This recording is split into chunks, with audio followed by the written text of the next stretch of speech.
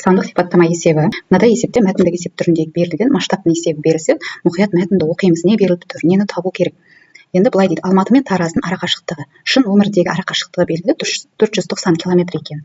Және масштаб белгілі.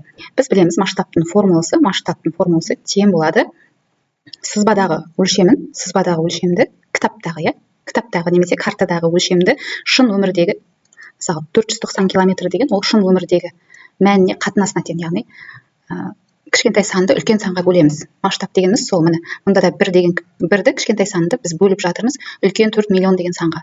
Масштабты солай формуласын еске түсіріп алайық. Енді осындай масштаб беріліп тұр. Осы екі қаланың картадағы арақашықтығын табу керек, яғни сызбадағы арақашықтығын табу керек.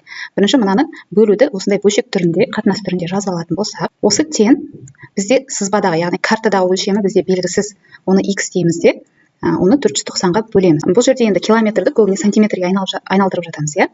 1 километрде 100 мың сантиметр бар. Сондықтан 5 нөлін қосып жіберіп жазсақ та болады. Бірден уже сантиметрге айналдырдым. Мынау сантиметр өлшемімен тұр. Енді ары қарай пропорция осы жерден x-ті табатын болсақ, x дегеніміз мына 49 миллионын көбейтіп, 1-ге 49 миллионды көбейтіп, 4 миллионға бөледі екенбіз. Енді бұл жердегі нөлдерін алып тастайтын болсақ, бізде 4-тен 49 деп шығып тұр. Немесе ол 12,4-тен 1 деп шығып тұр. Енді екінші, Астана мен Тараздың арақашықтығы 980 км дейді, масштабы 1 бөлінген 2 миллион деп беріліп тұр. 1-ді 2 миллионға бөлеміз. Сол бізде тең картадағы екі қаланың арақашықтығы белгісіз, сондықтан оны x деп қоямыз да. Ал шын өмірдегі 980 км дегенді сантиметрге айналдыратын болсақ, тағы 5 нөл қосамыз. Өзінің нөлі бар, және оның қасына тағы 5 нөл қосқанда жалпы 98 миллион болады екен. Енді тағы да бұл жерде пропорция x-ті табатын болсақ, осы 98 миллионды біз 1-ге көбейтіп, оны 2 миллионға бөлеміз. Бұл жерде енді миллиондардың нөлдері кетіп қалады, иә. 2 миллион түгел 6 нөл кетеді, 98 миллионды түгел 6 нөл кетеді. Яғни 2-ден 98 шығып тұр. 2-ден 98 дегеніміз ол 98-ді 2-ге бөліп жібереміз, 49. Енді 49 бен 12,4-тен 1 салыстыратын болсақ, әрине 49 үлкен, сондықтан Б жауабы болады. Келесі екінші есепте жалпы ауданы 120 гектар болатын жердің бірінші бөлігі жалпы жердің 4-тен 1 бөлігін құрайды. Екінші және үшінші бөліктердің аудандары 4-те 5 қатынасындай. Кіші бөліктің ауданын тап дейді. Бұл жерде біз пока білмейміз қайсы кіші бөлік екенін, сондықтан әрбірін жеке-жеке тауып алуымыз керек болады. Қазір біз бірінші бөлігін табайын деп жатырмыз. Бірінші бөлігі деген айтып тұр, жалпы жердің 4-тен 1-ін құрайды. Осы 120-ның 4-тен 1-і дегеніміз ол осы 120-ны 4-тен 1-ге көбейтеміз деген сөз, иә. 120-ны 4-тен 1-ге көбейтсек, олар қысқарады, сонда 30 шығады. Бұл бірінші бөлігі.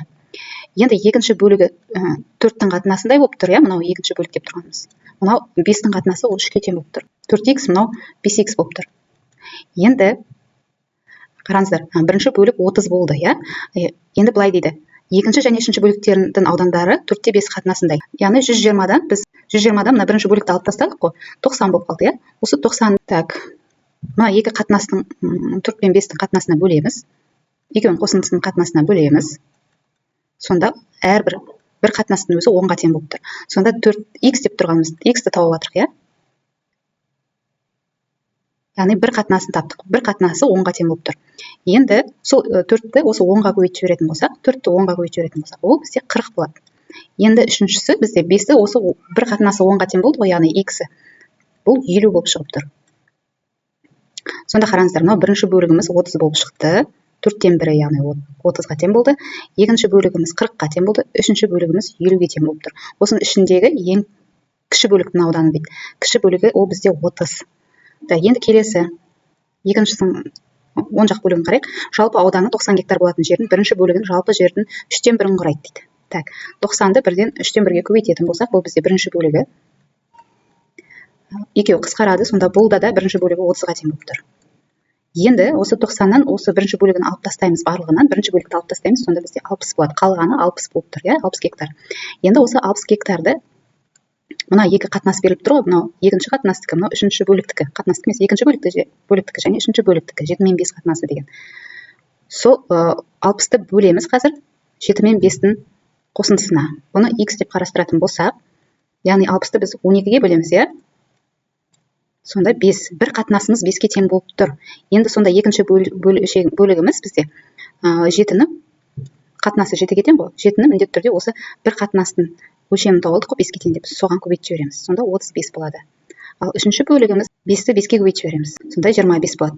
Енді мұнда айтқан үлкен бөліктің ауданы дейді. Бізде үлкен бөлік 25, 35, 30 деген 3 мән шығып тұр. Осының үшеуінен үлкені бізде 35.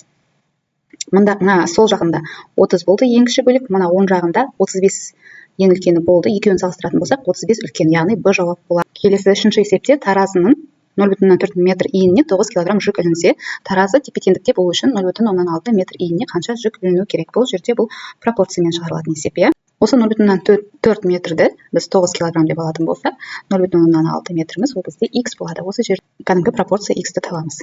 X-ті табу үшін мына 0,6 мен 9-ды көбейтіп 0,4-ке бөлетін едік. Бұл жерде оңайлату үшін былай істесек болады. 0,6-да 0,4-ті де 0,2-ге бөліп жіберсек болады. Немесе алымында бөлімінде бір 10 деген санға көбейтіп жіберсек, мына ондық бөлшектеріміздің үтірінен арыламыз, иә. Сонда бөлімінде 4 болады, алымындағы мына 10-ды 0,6-ға бөліп жіберсек, ол 6 болып кетеді. Сонда 6 көбейтілген 9, алымында бөлімінде 4 қалады. Енді осы жерден қысқарту орындайтын болсақ, мына 6 мен 4 екеуі де 2-ге қысқарады. 6-ны 2-ге бөлсек 3, 4-ті 2-ге бөлсек 2. Яғни бізде 2-ден 21 шығып тұр. Ол дегеніміз аралас сан түрінде жазатын болсақ 10,2-ден 1 болады. Келесі оң жағын шығарайық. Дәл сондай 0,4 пропорция 4 метрге 4,5 кг жүк ілінеді, ал 0,3 метр иінге қанша жүк іліну керек? Соны біз қазір табамыз.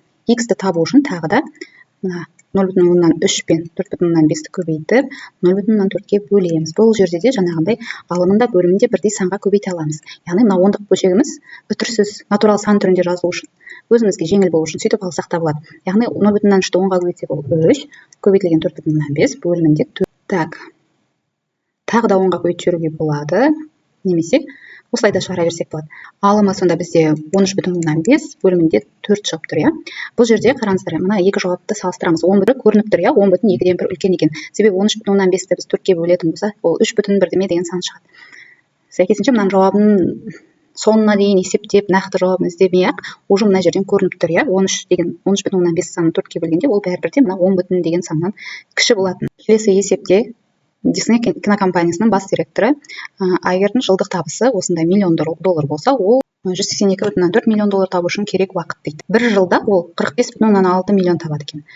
Ал бізге жалпы мынандай ақша табу үшін 182,4 миллион доллар табу үшін жалпы қанша жыл кететінін табу керекпіз ғой. Ол үшін не істейміз? Мына 182,4-ті осы 45,6-ға бөле саламыз. Кәдімгі бұрыштап есептейміз. 182,4-ті кәдімгі бұрыштап бөлуді орындаймыз. Мына жерде екеуі де ондық бөлшек екен, түрлерін жылжытамыз. Енді 1824-ті 456-ға бөлгенде бөлеміз. Енді мұнда соны 4-пен аяқтау үшін 6 сан біз қандай санға көбейтсек 4-тен аяқталады, яғни 4-ті. Осыны тексеріп көрейік. 24, 2 ойда, 4-5-ін 20 ойдағы мен 22, тағы 2 ойда, 4-4-ім 16, ойдағы 2 мен 18 болды. Яғни бізде нақты натурал сан 4 деген сан шығады екен. Келесі, мұнда да дәл солай. Бұл жерде жылдық табыс 31,6 миллион, ал ол 158 миллион доллар табу үшін қанша уақыт керек? Тағы да бұрыштап бөлу керек. Мына жерде ондық бөлшекке бөліп жатырық, үтірін жылжытып, мұнда бөлінгішке 0-ды қосып жібереміз. Сонда 1580-ді 316-ға бөліп жатқандай бөлеміз. Сол кезде мына 5 болатын сияқты, себебі 0-мен аяқталу үшін алдына біз 5 санына көбейткенде 0-мен аяқталады. Тексеріп көрейік. Енді 5-ті 6-ға көбейтсек 30 ойдағы 3, 5 бірім 5 ойдағы мен 8, 5 үшім 15, яғни 5 шығады екен. Сонда салыстыратын болсақ, 5 пен 4-ті салыстырамыз. Бізде 5 үлкен, яғни Б жауап болады. Келесі есепте дүкенде 18 алма бар. Үш оқушы алмаларды 2-1-3 қатынасындай бөліп алды. Үшінші оқушы неше алма алды? Бұл жерде мынандай қатынас түрінде келсе, көбіне X түрінде өзгертіп алғанымыз жақсы. Сосын қараңыздар. 3 оқушы деп тұрса, мынау бірінші, сәйкесінше мынау екінші, мынау үшінші оқушы болады. Ретімен. Үшінші оқушы неше алма алды десе, оның қатынасы мына 3x-ке қатысты. Сонда бірінші оқушы 2x болып тұр. Екінші оқушымыз 1x болып тұр. 1 деген коэффициент жазбаймыз, иә. Үшінші оқушы дегеніміз ол 3x болып тұр. Енді осылардың қатынастарын қоссақ, 2x-ке x-ті және 3x-ті қоссақ, барлығы 18 алма болып тұр екен. Сонда 2x-ке 1x-ті қоссақ 3x, 3x-ке 3x-ті қоссақ 6x. Кәдімгі теңдеу сияқты шығарамыз. Сонда мына жерде x табу үшін біз 18-ті 6-ға бөлу керекпіз. Сонда x-іміз үстіне тең болды. Енді ары қарай әрбір оқушы қанша алма тапқанын табу үшін мына x-тердің орнына осы тапқан үшімізді қойып шығамыз. Бірақ бізге үшінші оқушы деген ғой, сондықтан тек қана мына үшінші оқушыны есептесек жеткілікті. 3 көбейтілген, енді x-дің орнына 3-ті қоямыз. Сонда бізде үшінші оқушымыз 9 алма алған екен. Келесі екінші оң жағында есепті қараймыз. Бұл жерде де солай. Бірінші оқушымыз 2x болып тұр, міне. Сәйкесінше бірінші, екінші, үшінші оқушы. Екінші оқушымыз 3x болып тұр. Мына қатынастағы цифрларды қарап жазып жатырмын. Мына жердегі. Үшінші оқушымыз ол да 3x болып тұр. Енді осы қатынастарды қоссақ, яғни 2х, 3х, тағы да 3x'ті қоссақ, бізде барлығы 24 шығады екен. Енді есептейміз. 2x'ке 3х, оған 3x'ті қоссақ 8x шығады, иә. 8x'іміз 24-тен, осы жерден x табу үшін 24-ті біз 8-ге бөліп жібереміз. Сонда x'іміз. Енді бізге сұрайды, қарай, мұқият сұраққа қараймыз. Бірінші оқушы неше алмалды дейді. Бізге барлығын есептеп қажет емес. Бірінші оқушымыз 2x болып тұр. Яғни 2-ні, мына жердегі 2x.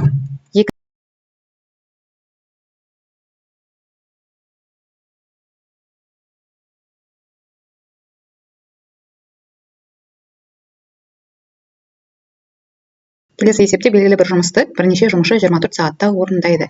Егер жұмысшылар саны 2 есе кемсе, осы жұмысты орындауға қанша уақыт қажет болады? Белгілі бір жұмысты, мысалы, n санын деп алатын болсақ, оны 24 сағатта орындайды, иә.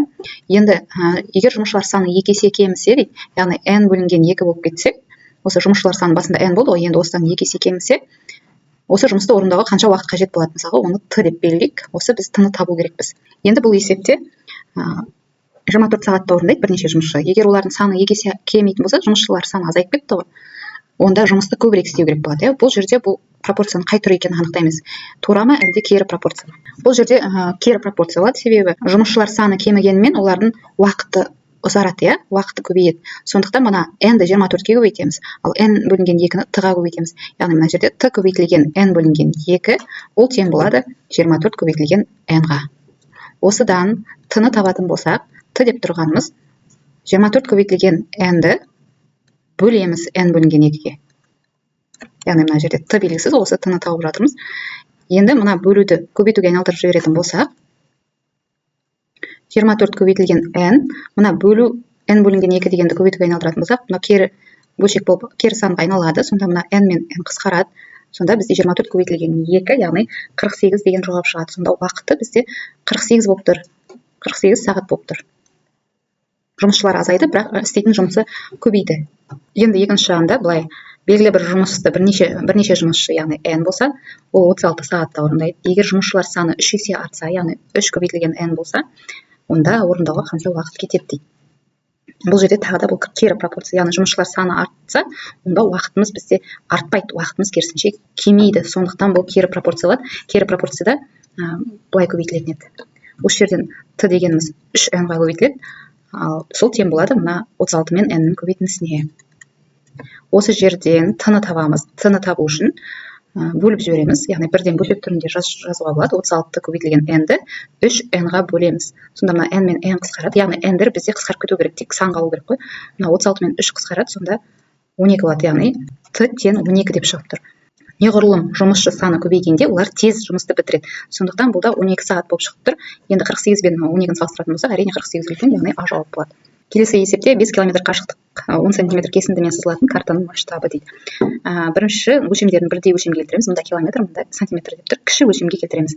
Бірінші анықтап алайық 5 километрде қанша сантиметр бар екендігін. Яғни 500 мың сантиметр болады, 5 километрде 500 мың сантиметр болады. Енді масштабтың формуласы сызбадағы өлшемді, яғни картадағы өлшемді біз шын өмірдегі мәнге бөлеміз. Яғни 10 сантиметрді біз қазір шын өмірдегі 5 километр деп тұр, оны біз 500 мың деп жазып алдық. Соған бөлеміз. Так, сонда мына қысқарады. 1 бөлінген 50 мың болады. Келесі есепте 4 км қашықтық 10 см кесіндімен сызылатын картаның масштабы. Масштабты табу үшін біз айттық жаңа сызбадағы өлшемді 10-ды, яғни шын өмірдегі өлшемге бөлеміз. 4 км деп тұрғанымыз ол 400 мың сантиметр. Яғни 1 бөлінген 40 мың шығады. Енді 1 бөлінген 40 мың мен 1 бөлінген 50 мыңды салыстыратын болсақ, қайсысы үлкен? Алымдары бірдей болған бөлшектердің бөлімі қайсысы кіші, сол жағы үлкен болады, иә? Сонда Б жауабы болады. Алымдары бірдей болған жағдайда қайсысының бөлімі кіші, яғни астында тұрған сан, сол бөлшек үлкен болады. Әрі қарай тікбұрыш енінің ұзындығына қатынасы 2 бөлінген 5 қатынасында. Яғни енінің ұзындығына десек, бірінші ені деген сөз мынау 2-ның қатынасы, ал мына 5-тің қатынасы ол ұзындығы болып тұр. Оның периметрі 42 см. Тікбұрыштың ені қандай дейді? Ені 2х болып тұр, ұзындығы 5х болып тұр. Жаңа айттым, қатынас түрінде келсе, х қосып алғанымыз оңай болады. Енді әрі қарай периметр 42-ге тең дейді. Периметр тікбұрыштың периметрін табу үшін осы ені мен ұзындығын қосып 2 еселеп көбейтсек, периметр шығады. Периметр деп тұрғанымыз ол 42-ге тең болып тұр. Енді осы формула бойынша есептейтін болсақ, 2х-ке 5х қойсақ, ол 7х болады. Әрі қарай кәдімгі теңдеу сияқты есептейміз. 7х-іміз деген осы 42-ні 21-ге бөліп жібереміз. екіге бөліп жібереміз, сонда бізде 21 шығады дегенді заранее айтып қойып жатырмын. 21 шығады. Осыдан x-ті табу үшін 21-ді біз 7-ге бөлеміз. Сонда x дегеніміз 3-ге тең. Енді бізде тіктөртбұрыштың енін тап деген ғой. Бұл жауабы емес. Мына жерде енін тап деп айтылған, иә. Ені 2x болып тұр бізде. Яғни 2-ні көбейтеміз 3-ге, яғни 6 болып тұр. 6 сантиметр болып тұр. Келесі екінші есепте тіктөртбұрыштың енінің ұзындығына дейді. Ені мынау ұзындығы. Ені 3x болып тұр. Ұзындығы 4x болып тұр. 4x қатынасында болып тұр. Оның периметрі 42 дейді. Енді периметрін табу үшін осы ені мен ұзындығын қатынасын қосып 2-ге көбейтсек 42 болады. Осыдан x табамыз. Мұнда 7x көбейтілген 2 тең 42. Осыдан 7x дегеніміз 42-ні 2-ге бөліп жібереміз. 21-ге тең. X деп тұрғанымыз 3-ге тең болып шығады, иә. 21-ді 7-ге бөлеміз, сонда 3 болып шығады. Енді мұнда да тіктөртбұрыштың ені деген осы x-ның орнына енді 3-ті қойып көбейтеміз. 3 көбейтілген 3 тең 9. Сонда мына жақта 6 сантиметр шықты, ал мына жақта 9 сантиметр шықты. Қайсысы үлкен? Әрине 9 үлкен, сондықтан Б жауап болады. Келесі есепте Париж бен Берлиннің арақашықтығы 1050 километрге тең, масштабы осындай дейді. Осы екі қаланың арақашықтығын тап дейді. Бұл шын өмірдегі арақашықтық беріп тұр. Бірінші масштабты қатынас түрінде жазып алайық. 1 бөлінген 5 миллион деп жазып алайық. Сызбадағы картадағы қашықтық бізге белгісіз. Соны қазір біз табамыз. Осыны біз бөлу керекпіз. Так, километрді сантиметрге айналдырып алайық. 1050 тағы да 5 0 тіркейік. Осыдан x табатын болсақ, бірден жазам. 1-ді 105 миллионға көбейтіп, 5 миллионға бөлеміз. Бірден мына нөлдерін сызсақ, 105-ті 5-ге бөлетін болсақ, 21 сантиметр болып тұр. Сызбадағы картадағы арақашықтық 21 сантиметр болып тұр. Енді екінші есепті оқимыз, мәтінді дұрыстап оқып аламыз. Цюрих пен Миланның арақашықтығы, бұл шын өмірдегі арақашықтық беріліп тұр, ал масштаб осындай дейді. Яғни бірінші масштабтың формуласын берілген жазып алайық. Осы тең болып тұр. Бізде картадағы арақашықтық белгісіз болып тұр. Және мына 280 километрді сантиметрге айналдырып алайық. Себебі картадағы қашықтықты біз көбіне сантиметрмен белгілейміз. Осы 280-ге 5 0-ды тіркейміз деген сөз. 1 километрде себебі 100 000 сантиметр бар. Енді осы жерден бірден x табу жіберем. X-ті табу үшін мына қарсы сандарды 1 мен 28 миллионды көбейтіп 1 миллионға бөлеміз. Нөлдерін бірден сызып, сонда бұл жерде 28 шығады екен. Енді 28 сантиметр мен 21 сантиметр салыстыратын болсақ, әрине 28 сантиметр үлкен, яғни Б жауап болады екен. Келесі есепте үшбұрыштың периметрі берілген, оның қабырғаларының ұзындықтарының қатынасы берілген. 3, 4, 5 үшбұрыштың кіші қабырғасының ұзындығын табыңдар дейді. Не істейміз ол үшін? Бірінші x тауып алуымыз керек. 3x, 4x және 5x-тің қосындысы, яғни үшбұрыштың периметрі, ол үш қабырғасын қоссақ, периметрі табылады. Сол бойынша табамыз. Енді 3x-ке 4x оған 5x қосатын болсақ, 12x шығады екен. Одан x-ті тауып аламыз. X деп тұрғанымыз 96-ны 12-ге бөлеміз. X 8-ге тең болып тұр. Енді бізге үшбұрыштың кіші қабырғасы десе, мына кішісі бізде 3-тің қатынасы болды ғой, мына 3-тің қатынасы. Сол 3-ке 8-ді көбейтеміз жаңа. 3x-ті тауып жатырмық мына. 3x 3-ке 8-ді көбейтеміз. 24. Бұл бізде кіші қабырғасының өлшемі 24. Енді келесі екінші жағын қарайық. Үшбұрыштың периметрі 42 дейді. Оның қабырғаларының ұзындықтарының қатынасы 2, 5, 7 қатынасында. Үшбұрыштың үлкен қабырғасының ұзындығын тауып береміз. Так, қатынастарды 2x, 5x, 7x деп жазамыз. Үшеуінің қосындысы, яғни периметрі, үшбұрыштың үш қабырғасын қоссақ, периметр табылады. Сол 42-ке тең. Есептейтін болсақ, мына жерде 14x шығып тұр екен. Енді осы жерден x табатын болсақ, 42-ні 14-ке бөлеміз. Бұл 3-ке тең болып тұр. Бұл бізде x 3-ке тең болып тұр. Әзірге табылған жоқ. Енді үшбұрыштың үлкен қабырғасы десе, үлкен қабырғасы мына 7-ге сәйкес келіп тұр, 7x. 7 көбейтілген 3 тең болады 21. Жауабы сонда үлкен қабырғасы мына жақта 21 болып тұр. А мына жақта кіші қабырғасы 24 болып тұр. Осы 21 мен 24-ті салыстырсақ, әрине 24 үлкен, сонда жауабы болады.